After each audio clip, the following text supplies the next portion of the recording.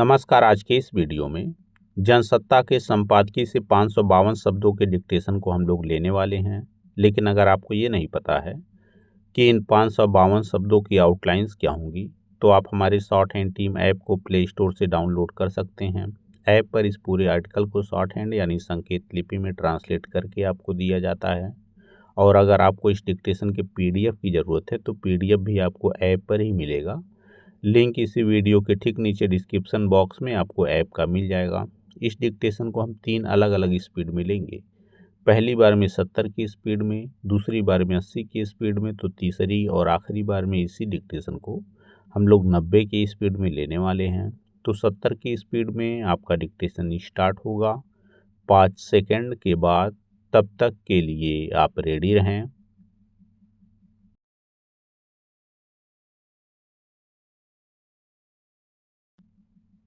Start. देश में हवाई सफ़र को सुलभ एवं किफ़ायती बनाने के लिए विमान सेवाओं के विस्तार को प्राथमिकता दी जा रही है। नए नए अंतर्राष्ट्रीय और घरेलू हवाई अड्डों का निर्माण किया जा रहा है, मगर यात्रियों की सुरक्षा के मोर्चे पर माकूल व्यवस्था का अभाव आज भी साफ नज़र आता है। तकनीकी खराबी, प्रशिक्षित कर्मियों की कमी, मौसम की अप्रत्याशित चुनौतियां और सतर्कता की गंभीरता को नज़रअंदाज किए जाने से होने वाली मानवीय चूक का ही नतीजा है कि विमान हादसों का सिलसिला थम नहीं रहा है। असम के जोरहाट में शनिवार को AN-32 परिवहन विमान दुर्घटनाग्रस्त हो गया, जिसमें वायुसेना के 5 कर्मियों की जान चली गई। सवाल है कि देश भर में अब तक हुए विमान हादसों से सबक क्यों नहीं लिया जाता है। कोई एक ही तरह की खामी बार बार हादसों का कारण कैसे बन रही है। क्या दुर्घटना में जान गंवाने वालों के परिवारों को आर्थिक मदद मुहैया करा देने भर से विमानन कंपनियों और संबंधित नियामक प्राधिकरणों की जिम्मेदारी पूरी हो जाती है। भविष्य में इस तरह के हादसों पर रोक लगाने और विमान यात्रियों की सुरक्षा सुनिश्चित करने का दायित्व आखिर किसका है। पैरा। इसमें दो राय नहीं कि हाल के वर्षों में हवाई यात्रा की सुविधा को विस्तार देने के लिए उड़ानों की संख्या में बढ़ोतरी की गई है, मगर इसी अनुपात में पायलटों और अन्य प्रशिक्षित कर्मियों की तैनाती नहीं हो पाई है। इस कारण मौजूदा संचालन तंत्र पर दबाव बढ़ा है, जिससे मानवीय चूक की संभावनाएं भी बढ़ी हैं। अंतर्राष्ट्रीय नागरिक उड्डयन संगठन के अनुसार लगभग 65% विमान दुर्घटनाओं के पीछे मानवीय चूक एक प्रमुख कारक होती है। विमान के उड़ान भरने और जमीन पर उतरते समय जब स्थिति बिगड़ती है तो कॉकपिट में होने वाला भ्रम भी हादसों का कारण बनता है। खबरों के मुताबिक AN-32 परिवहन विमान के साथ भी यही हुआ। हवाई अड्डे पर उतरते समय विमान का नियंत्रण बिगड़ गया और वह रनवे से फिसलकर 2 हिस्सों में टूट गया, जिससे उसमें आग लग गई।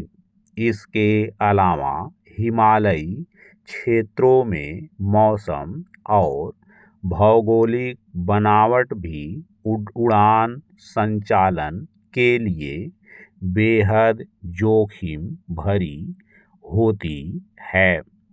कई बार मौसम पूर्वानुमान की सटीक जानकारी न होने से विमान हादसे का शिकार हो जाता है।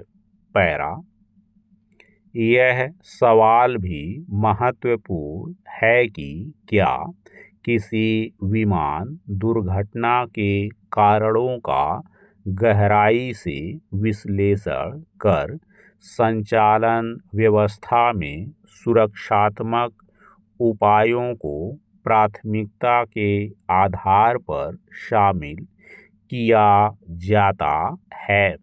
हालांकि हादसों की जांच और विश्लेषण की प्रक्रिया में समूचे तंत्र की गंभीरता का अंदाजा इस बात से लगाया जा सकता है कि कई विमान दुर्घटनाओं की जांच रिपोर्ट तो सार्वजनिक ही नहीं की जाती है। अगर हादसा बड़ा हो तो उसकी जांच पूरी होने में लंबा वक्त लग जाता है और फिर उसे ठंडे बस्ते में डाल दिया जाता है। पिछले साल अहमदाबाद में हुआ एयर इंडिया का विमान हादसा इसका उदाहरण है, जिसकी अंतिम जांच रिपोर्ट 1 साल बाद भी सामने नहीं आई है। इस दुर्घटना में कुल 260 लोगों की मौत हो गई थी। हादसे के पीड़ित परिवार आज भी इस तथ्य के सामने आने का इंतजार कर रहे हैं कि आखिर उस दिन विमान में हुआ क्या था। अगर किसी विमान हादसे की जांच रिपोर्ट आने में ही 1 साल से ज़्यादा का वक्त लग जाए तो यात्रियों के सुरक्षित सफ़र की स्थिति क्या होगी, इसका आकलन करना मुश्किल नहीं है। स्टॉप।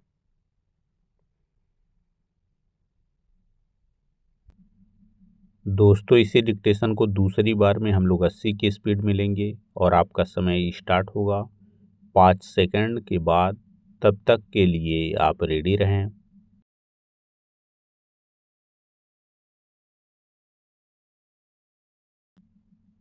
स्टार्ट।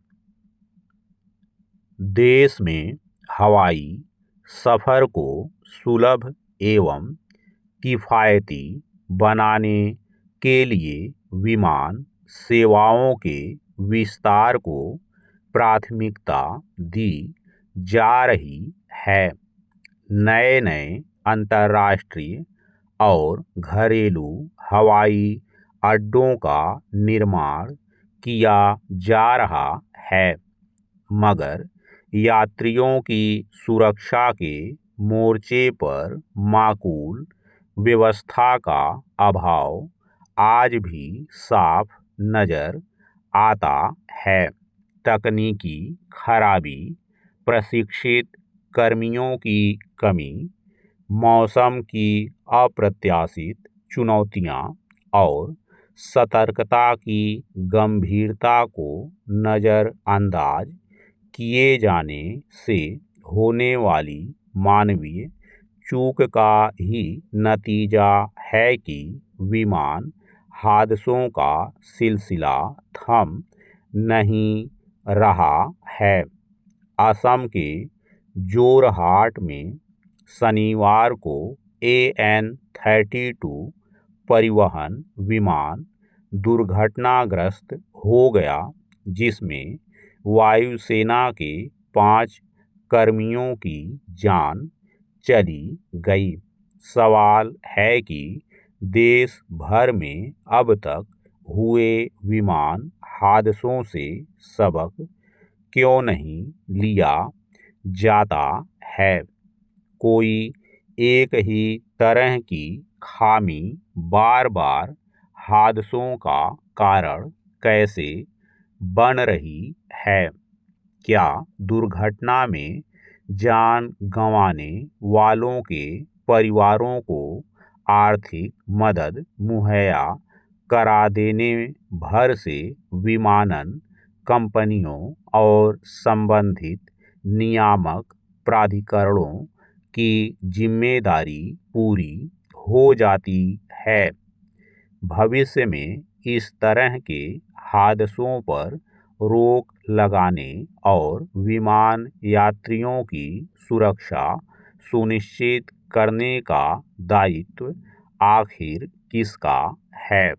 पैरा, इसमें दो राय नहीं कि हाल के वर्षों में हवाई यात्रा की सुविधा को विस्तार देने के लिए उड़ानों की संख्या में बढ़ोतरी की गई है, मगर इसी अनुपात में पायलटों और अन्य प्रशिक्षित कर्मियों की तैनाती नहीं हो पाई है। इस कारण मौजूदा संचालन तंत्र पर दबाव बढ़ा है, जिससे मानवीय चूक की संभावनाएं भी बढ़ी हैं। अंतर्राष्ट्रीय नागरिक उड्डयन संगठन के अनुसार लगभग 65% विमान दुर्घटनाओं के पीछे मानवीय चूक एक प्रमुख कारक होती है। विमान के उड़ान भरने और जमीन पर उतरते समय जब स्थिति बिगड़ती है तो कॉकपिट में होने वाला भ्रम भी हादसों का कारण बनता है। खबरों के मुताबिक AN-32 परिवहन विमान के साथ भी यही हुआ। हवाई अड्डे पर उतरते समय विमान का नियंत्रण बिगड़ गया और वह रनवे से फिसलकर 2 हिस्सों में टूट गया, जिससे उसमें आग लग गई। इसके अलावा हिमालयी क्षेत्रों में मौसम और भौगोलिक बनावट भी उड़ान संचालन के लिए बेहद जोखिम भरी होती है। कई बार मौसम पूर्वानुमान की सटीक जानकारी न होने से विमान हादसे का शिकार हो जाता है। पैरा, यह सवाल भी महत्वपूर्ण है कि क्या किसी विमान दुर्घटना के कारणों का गहराई से विश्लेषण कर संचालन व्यवस्था में सुरक्षात्मक उपायों को प्राथमिकता के आधार पर शामिल किया जाता है।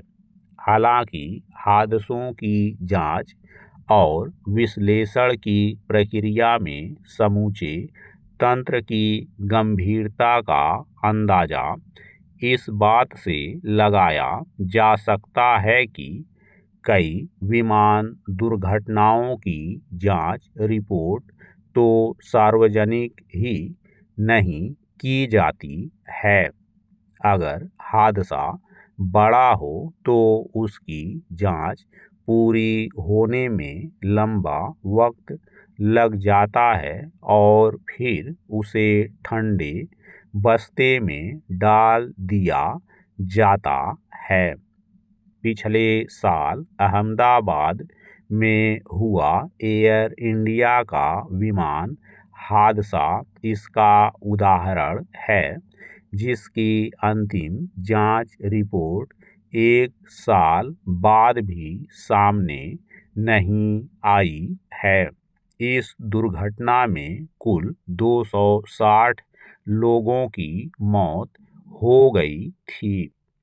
हादसे के पीड़ित परिवार आज भी इस तथ्य के सामने आने का इंतजार कर रहे हैं कि आखिर उस दिन विमान में हुआ क्या था।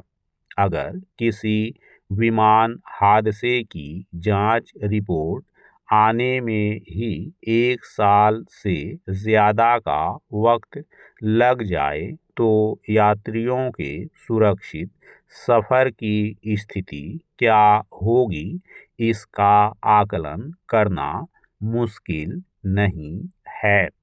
स्टॉप। दोस्तों, इसी डिक्टेशन को तीसरी और आखिरी बार में हम लोग 90 की स्पीड में लेंगे और आपका समय स्टार्ट होगा 5 सेकंड के बाद। तब तक के लिए आप रेडी रहें।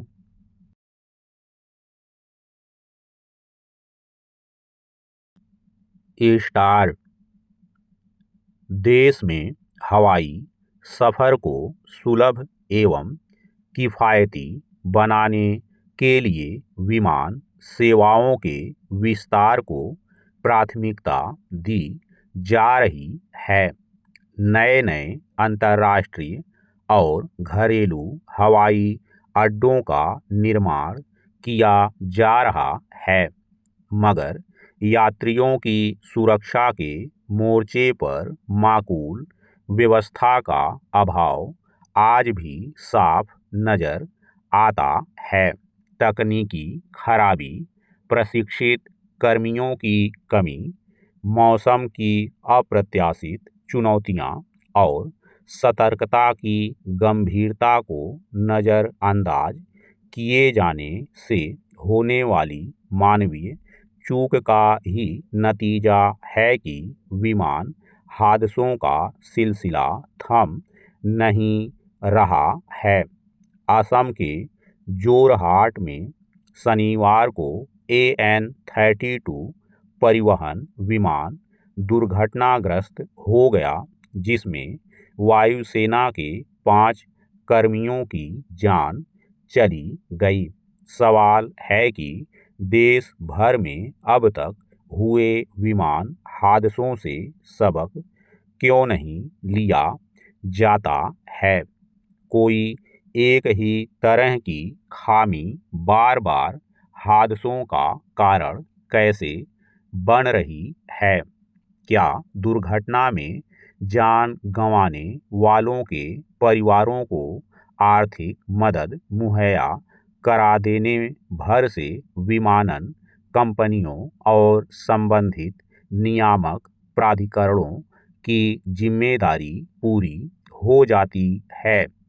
भविष्य में इस तरह के हादसों पर रोक लगाने और विमान यात्रियों की सुरक्षा सुनिश्चित करने का दायित्व आखिर किसका है।